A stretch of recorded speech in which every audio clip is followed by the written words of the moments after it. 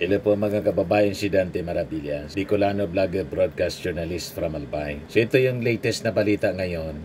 Ang sabi, yung mag-asawang Diskaya, hindi na mag-cooperate sa investigation ng ICI.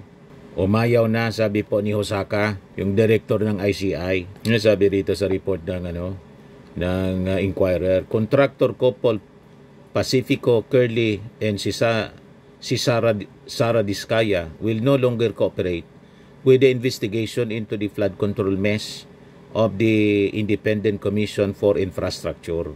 ICI Executive Director Brian Kate Hosaka said after the contractor couple attended the commission hearing, nag-invoke daw yung mag-asawa ng kanilang rights against self-incrimination. So hindi na sila magko-cooperate sa investigasyon ng ICI, sabi ni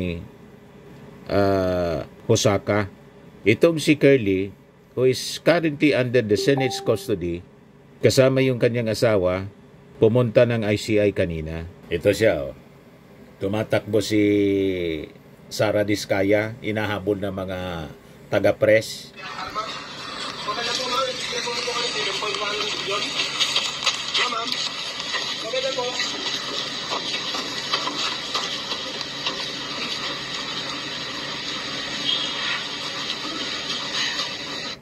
Ayaw tantanan ng mga taga-press. Nag-aabang sa ICI po. 3 beses daw na umikot muna bago bumaba yung mag-asawa sa kanilang kutsi po. Kasi iniiwasan na ma-interview ng media.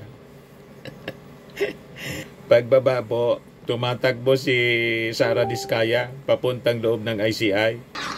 Yan o. Habol-habol ng mga reporters. Matindi talaga yung mga reporters sa Maynila. Ang kukulit po. Ito po yung press statement ni ICI Director Hosaka. Pakinggan po natin.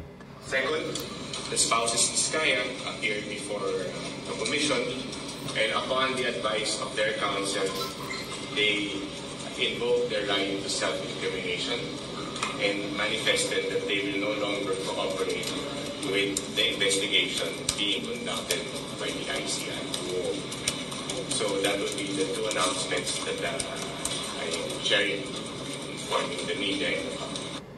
So kung ayaw niya mag-cooperate, kasuhan na lang po ng plunder at i-deny dapat yung kanilang petition before the DOJ na gawing state witness. Kasi hindi man po pwedeng gawing state witness ang ayaw mag-cooperate. Di ba? At hindi man po siya yung least guilty dito po sa issue ng corruption sa flood control, mga kababayan. Billion-billion po yung involved na pera ng bayan. Yeah, tama ito mga reactions ng mga netizens. Sabi ni Benz Reyes, no chance to be star witness.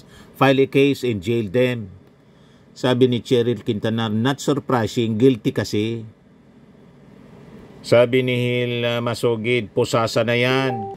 Sabi ni Mario Hernani Macalos, ang tapang nilang magsiwalat ng mga taong konektado sa anomalya. Tapos ngayon, switch off na lang, basta sila.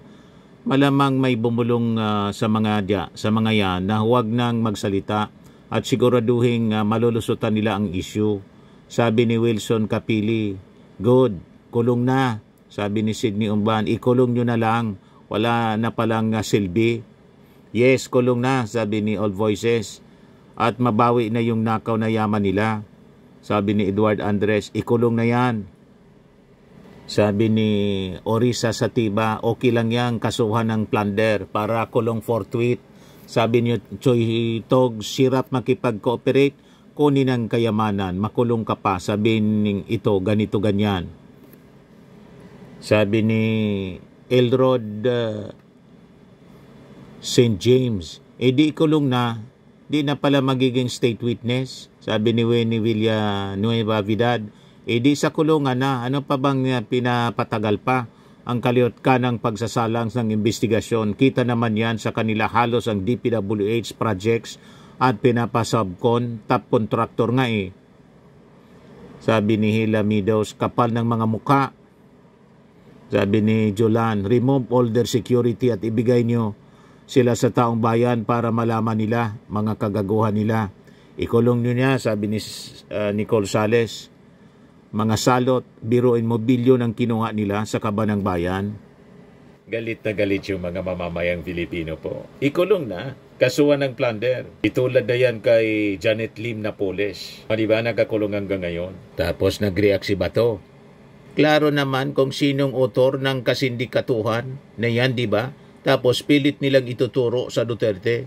Binuang na kalokohan kapag papunta sa Duterte. Yan Senator Bato De La Rosa on Wednesday expressed worry over the direction of the investigation into anomalous flood control projects. Kung hanggang doon lang sa district engineer at maliliit na politiko at hindi umabot sa pinakang mastermind dahil alam naman natin kung sino ang nasa likuran niyang korupsyon na yan, sabi po ni De La Rosa. Klaro naman kung sinong autor ng kasindikatuhan na yan, di ba? Tapos pilit nilang itinuturo sa Duterte. Binuang na kalokohan kapag papunta sa Duterte, sabi po ni Bato. Sino ang sinasabi ninyong mastermind? Senador kayo, di pangalanan ninyo.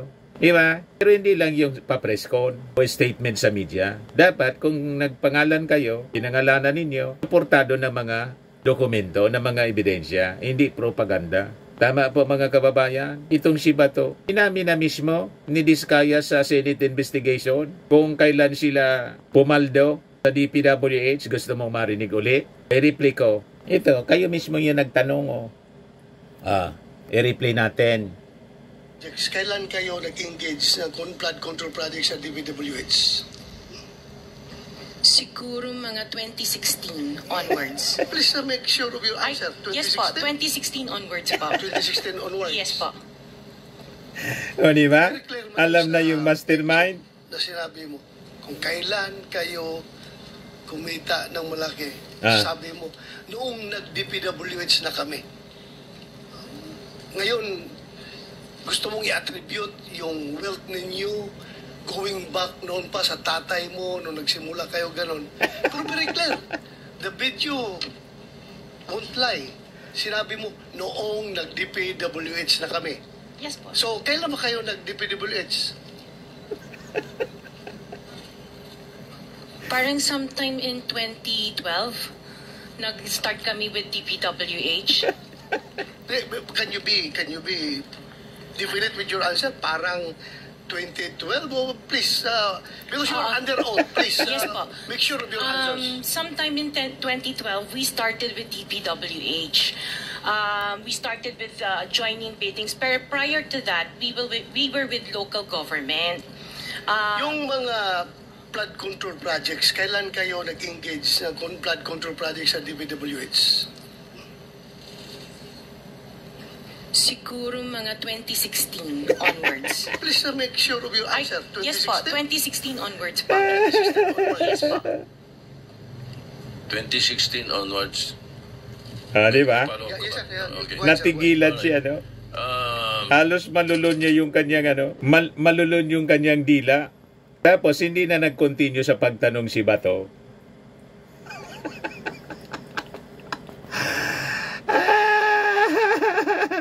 Pagkatapos sasabihin mo, ang ituturo, ang direksyon ng investigasyon, yung mga Duterte. Yan man talaga po, kasi ang pinagawa ng mga Duterte flood control projects, 13,000. Yung ating Pangulo, 5,000 plus yung sinasabi ninyo. Pero in-update na natin, 9,000 plus yung pinagawa ng present administration. Yung mga guni-guni, may mga previous administration, may mga present administration. Hindi man yun pinagkakaila ng ating Pangulo. Kasi siya nga po ang nanguna sa pagpapaimbestiga. Di ba? Yung nasa Bulacan, yung binisita niya. May mga kagagawa pa lang, substandard, at yung mga iba, wala talang ginawa, guni-guni. Pero sabi sa testimony, sa inyong pagtatanong mismo, kay Sara Diskaya, pumaldo ang mga Diskaya 2016. Napakalinaw po. Sino ang presidente 2016? Yung amo mo, si Digong.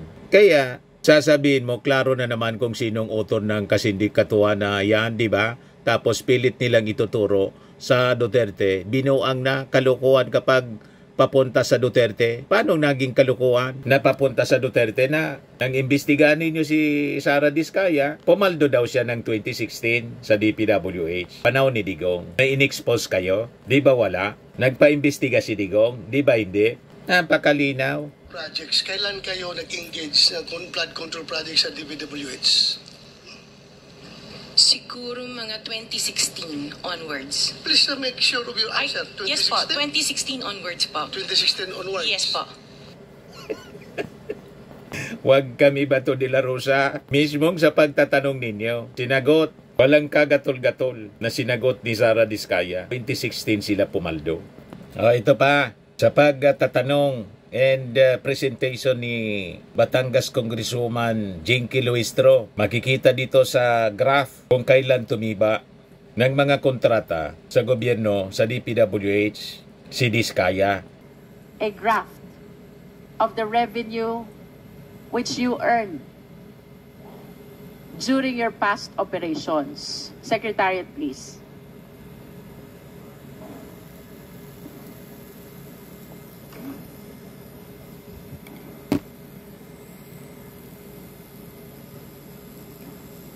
Yan, There. 2016, tumiba. Sabi mo, yung affidavit mo pertains to the current administration. So that is the second half of 2022 until 2023, at least for those that are shown in the graph. But if you will notice, Mr. Diskaya, yung revenue mo nag-spike 2017, 2018, 2019, 2020, 2021, and even the first half of 2022.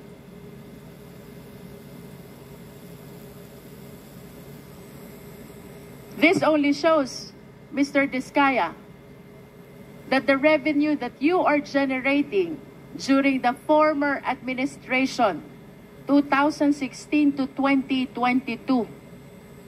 is bigger than the revenue that you are generating under the current administration.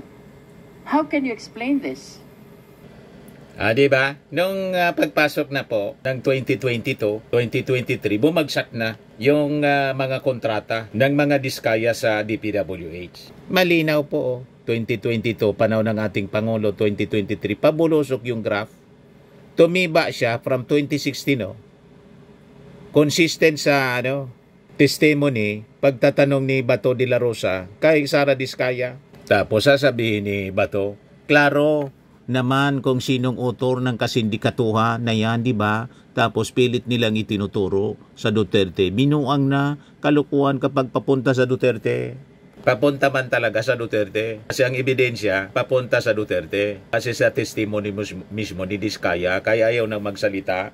Self-incrimination daw. Ayaw na mag-cooperate sa ICI po. Kasi booking na booking, tumiba sila mga kababayan panahon ni Digong. May sinabi si Digong na tumiba sa kanyang administrasyon yung mga ibinulgar ng ating Pangulong mga contractors. Di ba wala? Ay mix si Digong. Ang nag-expose po yung ating Pangulong Bongbong Marcos. Ang sabi ng ating Pangulo, maya naman kayo. May mga kasabwat na politiko, congressman, senador. Tapos ituturo si Martin. Wala man po si Martin sa BICAM. Walang insertions. Ang pumirma sa BICAM, si Chis Escudero. Malinaw na malinaw po. BICAM report, walang Martin Romualdez dyan. Chis Escudero, mayroon. Huwag kami Bato de la Rosa. Kaya kayo magkakampi ni Chis Escudero, ni Jinggoy, ni Joel Villanueva. Magkakaori kasi kayo eh. Huwag kami